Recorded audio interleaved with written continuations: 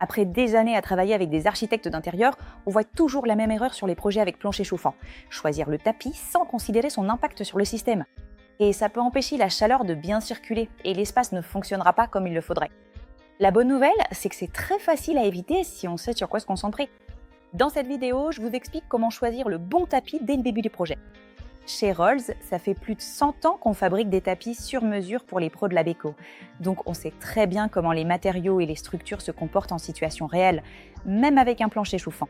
Je suis Alina, conseillère chez Rolls Carpets, et je vais vous présenter les 4 points clés pour choisir un tapis compatible avec un plancher chauffant, sans compromettre le confort ni l'efficacité du système. Le premier point, c'est le TOG. C'est la valeur qui indique le niveau d'isolation thermique d'un tapis ou d'une moquette. Plus le TOG est élevé, plus il va retenir la chaleur. Et forcément, moins il en laissera passer dans votre pièce. C'est pour ça que sur ces projets, il faut privilégier des TOG bas, afin que le système de chauffage fonctionne de manière optimale. C'est une donnée technique consultable sur la fiche de chaque modèle, et ça vaut le coup d'y faire attention dès le lancement du projet. Le deuxième point, c'est l'épaisseur et la densité, car elles sont directement liées à ce pouvoir isolant. Plus un tapis est épais et dense, plus la chaleur reste bloquée entre les fibres et plus il est difficile de chauffer la pièce. Concrètement, pour un plancher chauffant, on conseille des épaisseurs raisonnables, autour de 10 ou 15 mm, ou même moins selon l'usage de l'espace.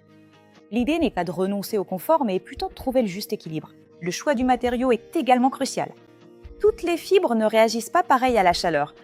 Pour ces systèmes, il faut des matériaux stables qui ont un bon comportement thermique. Par exemple, la laine est une très bonne option. Elle est résistante, durable et s'adapte bien aux changements de température, sans perdre ses qualités. Et il y a un point essentiel qu'on oublie souvent, c'est la base ou le dossier du tapis. Les couches de mousse ou de feutre ajoutent du confort, mais elles renforcent l'isolation, ce qui peut bloquer la diffusion de la chaleur. Donc, pour que votre plancher chauffant soit efficace à 100%, il est important d'éviter ce type de finition. Par exemple, les tapis en vinyle ne sont pas l'idéal, car leur base n'est pas poreuse, ce qui peut empêcher la bonne diffusion de la chaleur. En revanche, les tapis tissés sans feutre permettent une meilleure conductivité et sont bien plus adaptés à ce genre de projet. Si vous travaillez avec un plancher chauffant, retenez ces 4 clés. TOG bas, épaisseur limitée, matériaux adaptés et une base qui ne bloque pas la chaleur. Et si vous avez un projet en cours et que vous voulez être sûr de faire le bon choix, n'hésitez pas à nous écrire.